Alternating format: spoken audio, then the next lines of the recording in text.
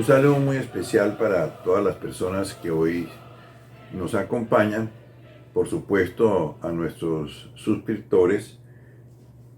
Y debo, antes de comenzar nuestra charla de hoy, aclarar, porque así me lo ha pedido un suscriptor, que no nos hemos referido en todos nuestros videos anteriores al caso concreto de la conquista y la colonización de Brasil.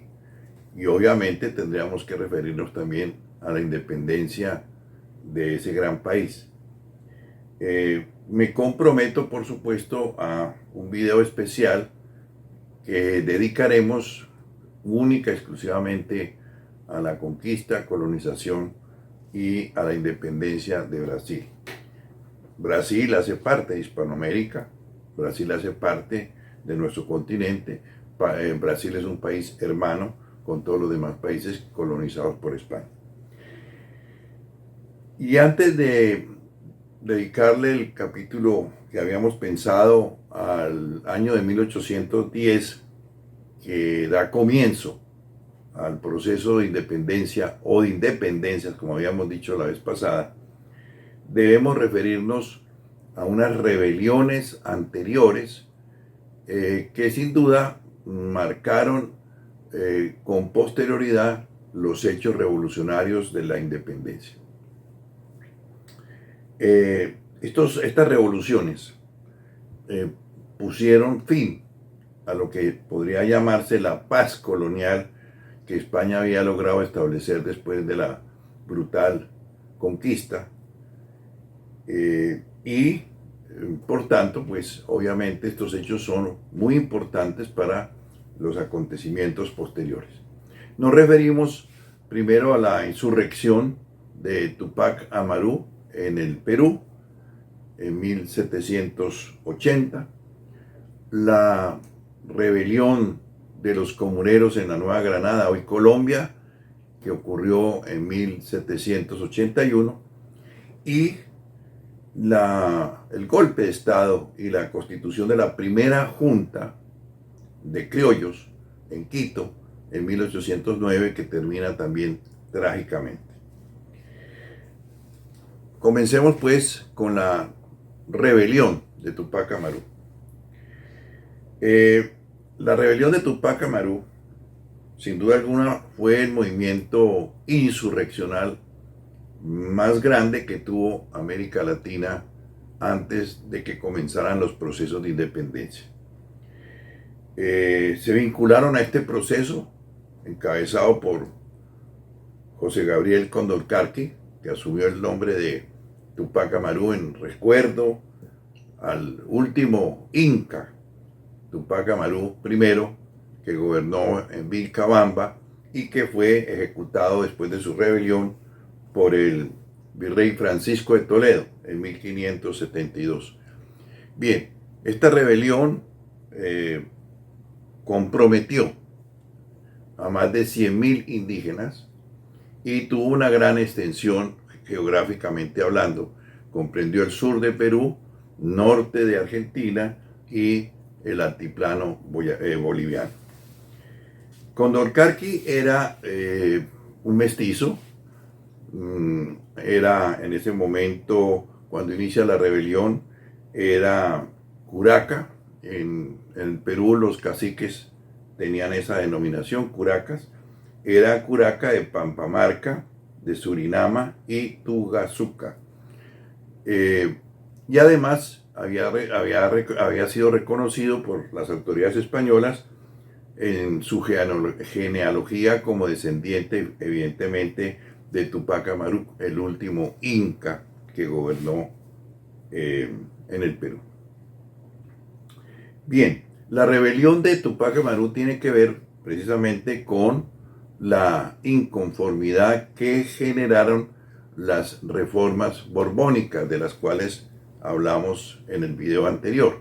En concreto, en el caso del Perú, las demandas de Tupac Amaru II fueron primero la supresión de la alcabala, es decir, de este impuesto a las ventas que afectaba a los comerciantes.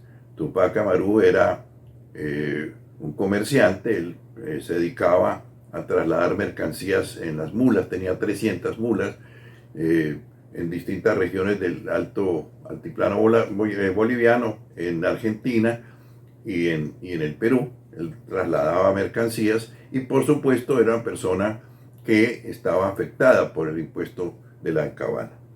Igualmente reclamaba que se suprimiera la mitad indígena, es decir, la obligación de los indígenas de ir a trabajar en las minas del Potosí, que eran trabajos realmente inhumanos y que además afectaban la salud de los indígenas porque tenían que inhalar permanentemente el mercurio, dañando su salud. En tercer lugar, también Tupac Amaru pedía la abolición de la mita en los obrajes, es decir, en estos talleres artesanales donde trabajaban mujeres, niños y ancianos, a veces en condiciones extenuantes. Y también demandaba que se acabaran los repartos mercantiles. ¿En qué consistían estos repartos? Consistían en que los corregidores obligaban a los indígenas a que les vendieran sus productos, sobre todo agrícolas, de cultivo, a precios irrisorios y después los revendían a altos precios. Obligaban a los indígenas a esas ventas y obviamente eran abusos permanentes de los corregidores con la población indígena. Obviamente estas demandas de José Gabriel Condorcanqui no son atendidas por el gobierno español. Se habla también de que él demandaba el reconocimiento de un cacicazgo y que eso no le fue tampoco aceptado por el gobierno español y que también eso hizo parte de su inconformidad y de que levantara esta famosa rebelión, la más grande y la más poderosa que se había presentado en el continente americano.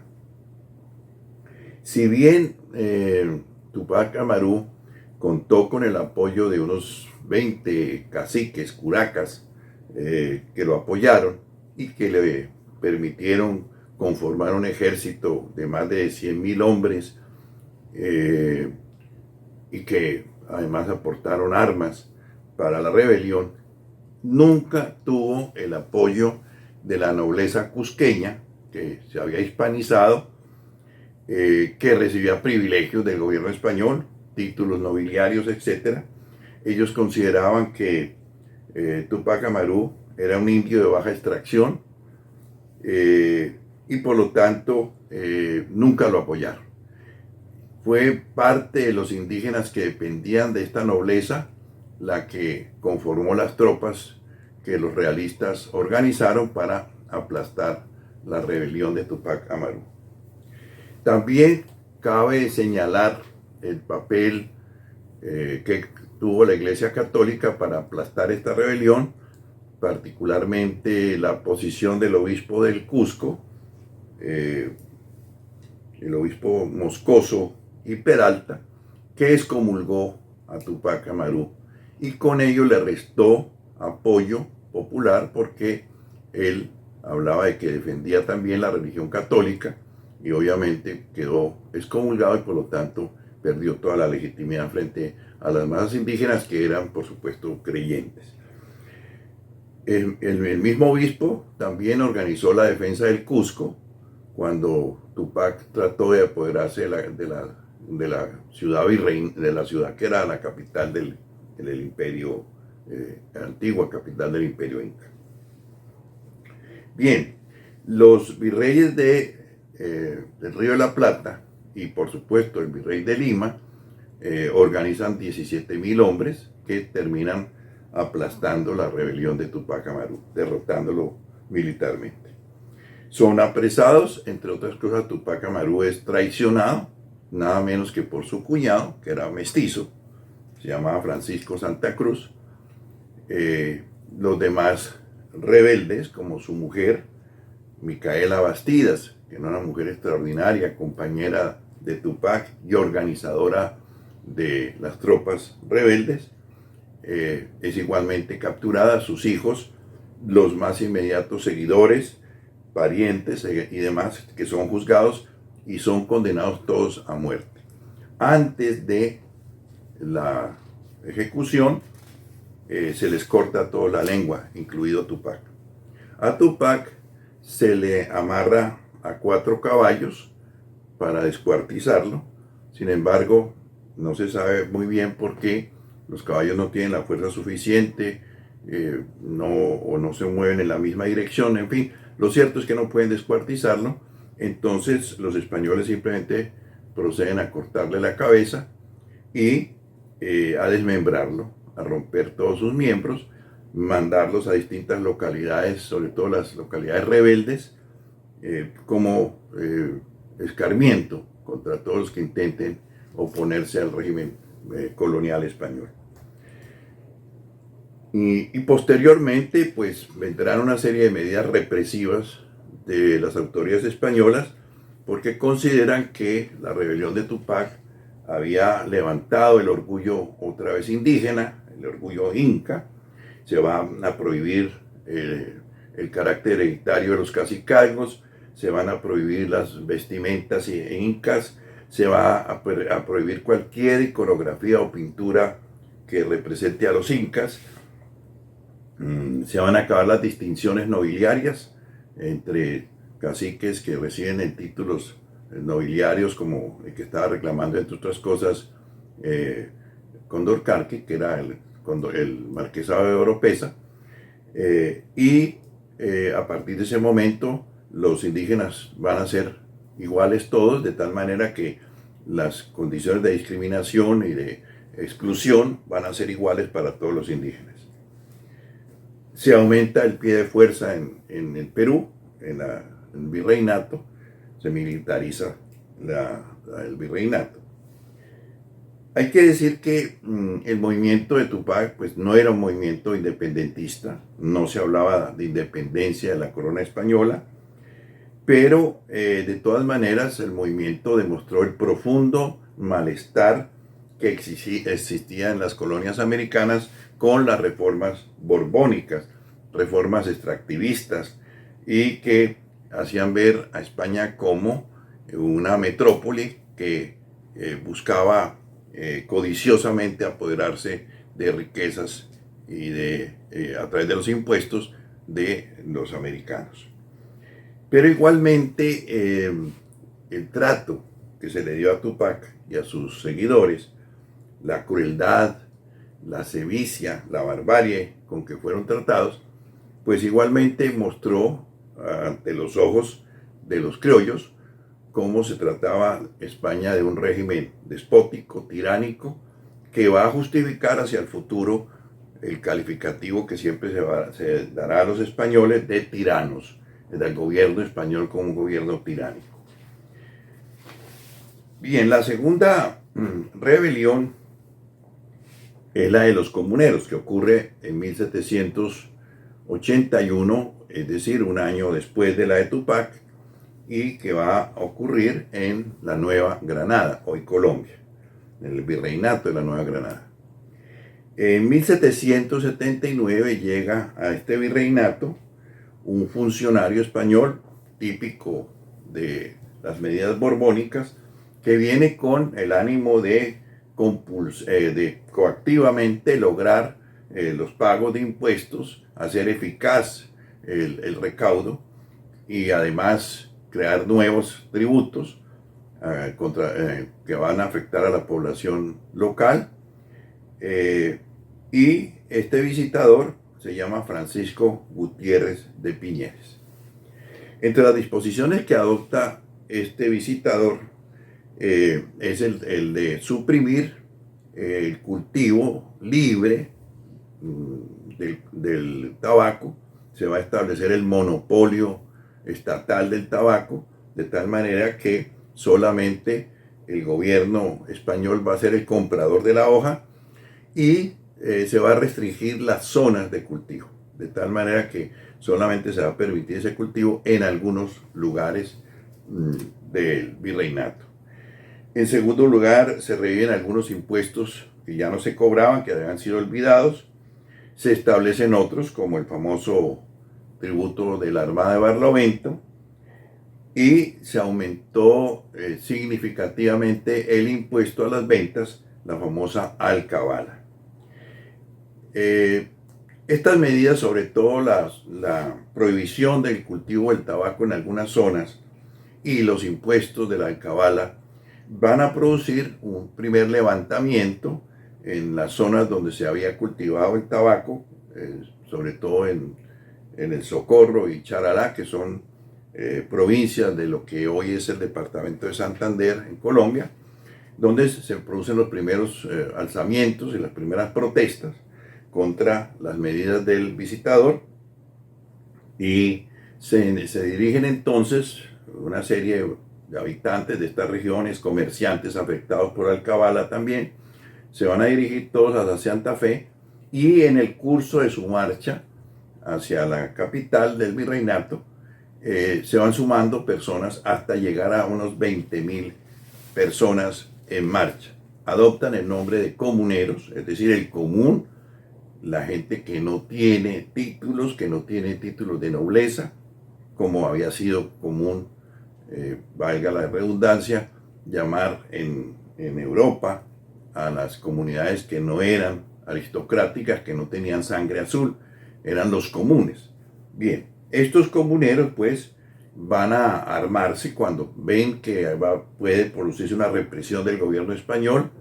Van a nombrar capitanes que los dirijan. Estos capitanes en general son personas que provienen del sector de los comerciantes, algunos que eran exfuncionarios del gobierno español, como el más importante que dirige la revuelta, Berbeo, Francisco Berbeo, que era antiguamente un corregidor, y se dirigen pues hacia Bogotá, hacia Santa Fe, la capital.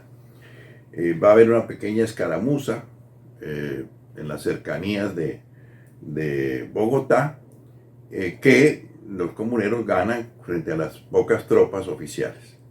Aquí hay que señalar que detrás de esta revuelta había otros sectores interesados en auspiciarla, como el famoso marqués de San Jorge, don Jorge Lozano, que parece ser que tuvo un apoyo muy oculto y secreto, pero muy eficaz en la rebelión de los comuneros.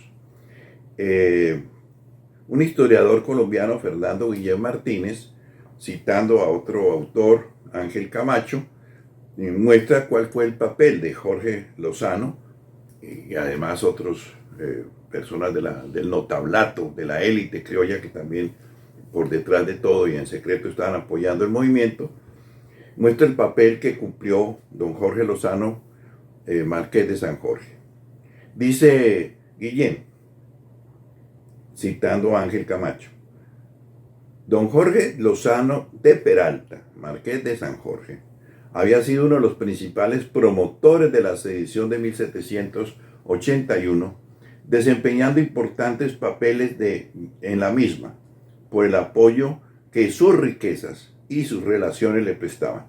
Aconsejaba a las gentes, repartía proclamas de Tupac Amaru, hágame el favor, reproducía en millares de ejemplares himnos con las palabras libertad y patria, que exaltaban a las improvisadas masas de campesinos, artesanos y pequeños comerciantes. Como decíamos, después de esta famosa escaramuza donde las tropas españolas del virreinato son derrotadas, los comuneros se llegan hasta Zipaquirá, es decir, a un día de camino de la capital. Allí se estacionan y es el momento en que la audiencia de Santa Fe decide negociar con los rebeldes. Se nombra una comisión encabezada por el arzobispo de Santa Fe, don Antonio Caballero y Góngora, que era un prelado ilustrado, era un hombre que conocía bastante bien las obras de la Ilustración francesa, tenía una gran biblioteca, se dice que una de las bibliotecas más grandes de España. Esa biblioteca él la deja en Santa Fe, Bogotá, cuando es llamado a ocupar el obispado de Córdoba en España. Y infortunadamente esta biblioteca, muy rica en obras, perece entre las llamas a raíz del famoso Bogotazo de 1948, como consecuencia del asesinato del líder liberal Jorge Eliezer Gaitán. Esa biblioteca pues desaparece en ese acontecimiento. Bien, las negociaciones que encabeza el arzobispo van a dar lugar a lo que se llamaban las capitulaciones. Estas capitulaciones prácticamente conceden y acceden a todo lo que piden los rebeldes, de tal manera que teóricamente pues el gobierno español cede, pero secretamente el arzobispo virrey hace firmar un acta a los comisionados en la cual se dice que esas concesiones son inválidas porque han sido obtenidas mediante la fuerza. A pesar de que todos los comisionados habían jurado cumplir esos requerimientos de las masas populares, a pesar de que se había celebrado un Te Deum, celebrado por el mismo arzobispo en la catedral de Zipaquirá, para sellar los acuerdos, las capitulaciones. A pesar de todo ello, se considera pues que no han sido válidas esas concesiones.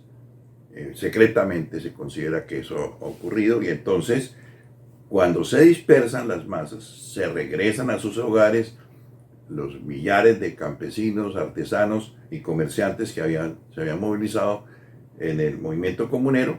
Inmediatamente la audiencia de Santa Fe considera que esas negociaciones han sido inválidas y no se van a cumplir. Ante la perfidia del gobierno español, va a surgir entonces una segunda rebelión de un comunero que había sido un campesino, jornalero, había sido uno de los capitanes de la primera rebelión, José Antonio Galán, que entonces trata de recuperar el proceso de demandas. Logra sumar a su movimiento muchos jornaleros, campesinos, artesanos, pero ya sin el apoyo de los comerciantes, sin el apoyo de la nobleza criolla, como el famoso Marqués de San Jorge. Y obviamente en este momento también las tropas del virreinato han regresado de Cartagena, donde se encontraban defendiendo la ciudad de un posible ataque de los ingleses, y en consecuencia Galán es derrotado, capturado. Él y sus compañeros de lucha, campesinos y jornaleros. El arzobispo Caballero y Góngora niega que se les pueda aplicar la amnistía. Él había propuesto una amnistía a todos los comprometidos en el movimiento de los comuneros, pero con respecto a Galán niega que se le aplique y dice lo siguiente: es necesario castigar ejemplarmente a unos pocos para escarmiento de todos. La ejecución de Galán se cumple en la Plaza Mayor de Santa Fe, Bogotá. Como no se le puede ahorcar porque no hay verdugo, simplemente se le mata con un arcabuz. Sus miembros son desmembrados y enviados a distintos lugares, sobre todo a las poblaciones que habían sido objeto de lanzamiento. Su cabeza se exhibe en una jaula y se manda a Guaduas, que es una pequeña población que era el sitio de recreo de los virreyes del virreinato de la Nueva Granada. Su casa fue destruida, derrumbada, y como hacían los romanos cuando derrotaban a sus enemigos, le echan sal a la tierra donde estaba construida inicialmente su vivienda. Caballero y Góngora es premiado por su traición. Se le nombra obispo de Córdoba. Primero se le nombra virrey de la Nueva Granada, ocupa el virreinato, y a partir de eso en la historia oficial va a aparecer siempre arzobispo virrey Antonio Caballero y Góngora. Se le nombra virrey de la Nueva Granada. Posteriormente se le va a promover al obispado de Córdoba, y el rey Carlos IV había pedido para él el capelo cardenalicio, lo cual no se puede lograr porque prematuramente o de una forma inesperada muere Caballero de Góngora en Córdoba. Bien, el movimiento comunero pues tampoco fue un movimiento contra el orden español buscando su independencia, ni mucho menos. Las medidas que demandaban los comuneros eran medidas de tipo fiscal en contra de los impuestos, del alza de los impuestos que había promovido el visitado regio, Gutiérrez de Piñeres. El mismo lema de los comuneros de viva el rey y abajo el mal gobierno demuestra que no era un movimiento insurreccional contra el orden español en el sentido de buscar una independencia. Sin embargo, Jorge Orlando Melo, que es un historiador colombiano muy destacado, señala que el movimiento mostró la debilidad militar del virreinato y podríamos decir de otros virreinatos y de otras divisiones administrativas del continente colonial español. De manera que no solamente el virreinato, sino en otras partes se mostró, como lo vimos a propósito de la toma de los ingleses en Buenos Aires en 1806 y 1807. El movimiento encontró un horizonte común, dice Jorge Orlando Melo, de reivindicaciones que puso por primera vez en un mismo lado del conflicto a criollos, mestizos, indios, comerciantes, cultivadores. Y decimos nosotros, por primera vez también se puso sobre el tapete el tema de la esclavitud de la población negra, porque uno de los gestos de José Antonio Galán más revolucionarios y que muestran que su movimiento ese sí iba mucho más allá, fue el de decretar en Neiva la libertad de los esclavos negros. Y continúa Melo. El lenguaje desafiante de los manifiestos y de los documentos de los comuneros dejaron un recuerdo inquietante. Y claro, por último, habría que señalar lo que ya habíamos dicho antes, la barbarie, la sevicia con que el gobierno español trata a los rebeldes, como lo había hecho con Tupac Amaru, ahora con José Antonio Galán, pues va a mostrar un orden español despótico y tiránico que va a justificar ese calificativo cuando comiencen las luchas de independencia contra el orden español. El otro movimiento rebelde ocurre en Quito en 1809.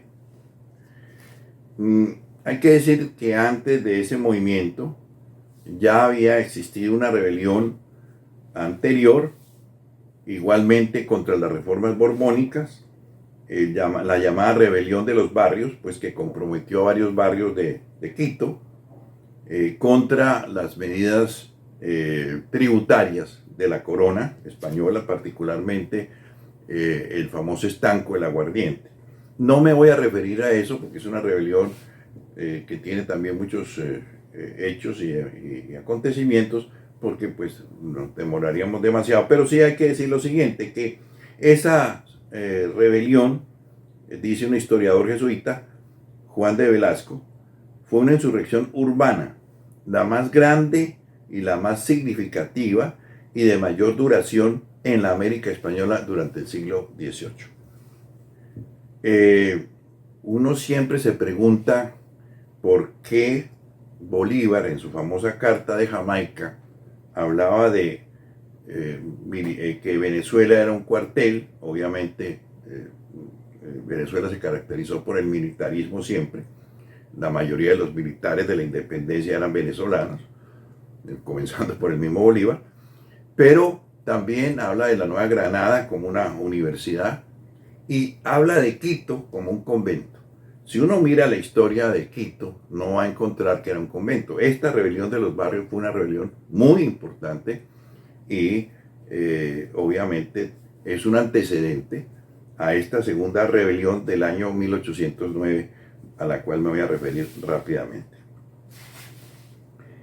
Bien, ¿qué ocurre? En 1809, un grupo de notables, bastantes marqueses, entre otras cosas, encabezados por un marqués, entre otras cosas, Juan Pío Montúfar, marqués de Selva Alegre, se preocupan porque acaba de ocurrir el apresamiento de Fernando VII por Napoleón, y creen que hay un sector de los peninsulares en Quito y el mismo presidente de la audiencia, de la Real Audiencia, Manuel Ruiz de Castilla, estarían propensos a aceptar el nuevo gobierno francés de José Bonaparte, el hermano de Napoleón, que él coloca como rey de España.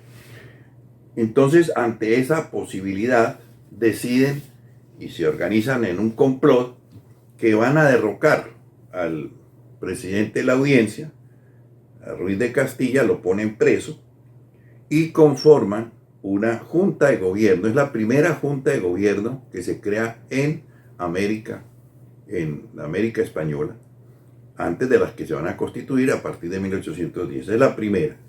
Una junta totalmente conformada por criollos y que la encabeza, por supuesto, el inspirador de la rebelión, que era el marqués de Selva Alegre, otros nobles también que están allí comprometidos, varios abogados, y van a seguir el ejemplo que ya se ha venido cumpliendo en España, las famosas juntas, el movimiento juntista, juntas que van a decir que gobiernan en nombre de Fernando VII, que ha estado, que se encuentra preso por Napoleón, y además que van a lanzar la consigna, esto es muy común en todas las revoluciones que vamos a ver posteriormente, van a hablar de la defensa de la religión católica. Se considera que los franceses, encabezados por las tropas francesas, por Napoleón, por su hermano, son los impíos que han perseguido a la iglesia, que han quemado iglesias, conventos, catedrales, etc. Son los impíos franceses. Y entonces la Junta se proclama no solamente gobernante en reemplazo de Fernando VII, como lo hacen las juntas españolas, sino como defensores también de la religión católica. La Junta entonces lista lo que podríamos llamar los agravios del gobierno español, como lo hará más tarde Camilo Torres en el famoso Memorial de Agravios, en la Nueva Granada. Esos agravios pues son básicamente, dice la Junta, los españoles tienen todos los empleos, los criollos han sido mirados con desdén y tratados con ignominia, y la Junta además acusa a los españoles, y en primer lugar al presidente de la audiencia, de que se van a someter al gobierno francés, al impío gobierno anticatólico de Napoleón. La Junta, sin duda alguna, tiene estos objetivos aparentes. Siempre se ha pensado que hay un mascarón de proa en todos estos movimientos, porque se habla de gobernar en nombre de Fernando VII, pero parece como un pretexto. Detrás de eso hay unas proclamas de la Junta que hablan de que sus ejes van a ser fundamentalmente la independencia y la autonomía de Quito. Eso ya muestra otros objetivos mucho más allá de simplemente gobernar a nombre del rey prisionero.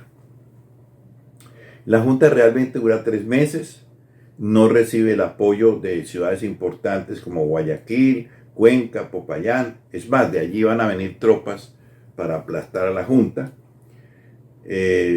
Y claro, la ilegalidad de la Junta, habiendo derrocado al presidente de la audiencia, pues no es tolerable para las autoridades españolas.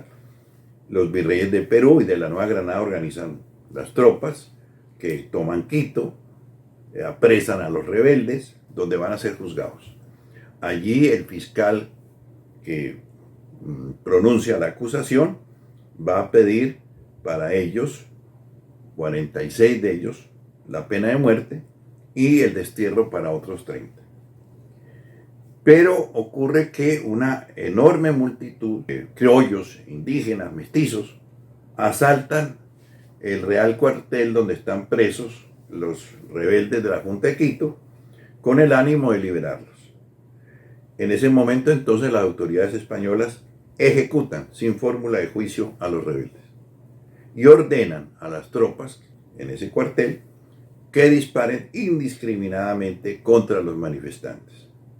Se producen entonces entre 200 y 300 muertos en estos acontecimientos. Bien, habría que decir pues que la respuesta excesiva, la barbarie, la ferocidad con la cual actúan los gobernantes españoles, tanto en el caso de Tupac Amaru como en el caso de Galán, como en el caso de los rebeldes de Quito,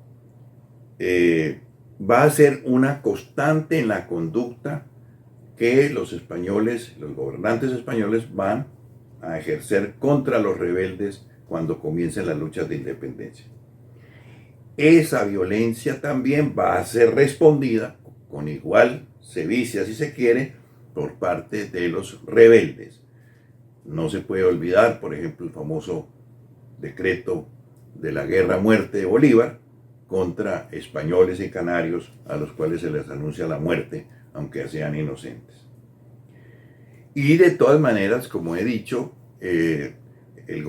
la actuación bárbara y feroz de las autoridades españolas, pues va a justificar que los rebeldes, a partir de 1810, hablen de un gobierno español ya no solamente anacrónico y decadente, sino de un gobierno tiránico y despótico. Hablaremos pues en la próxima charla sobre el inicio ya de los procesos de independencia a partir del año 1810, que es el año clave, cuando se comienzan a crear estas juntas de gobierno, imitando a la Junta de Quito, tan trágicamente depuesta y asesinados sus promotores. Esperamos para un próximo video y les deseo una feliz tarde o una feliz mañana, según la hora en que ustedes hayan visto este video. Muchísimas gracias a todos y felicidades.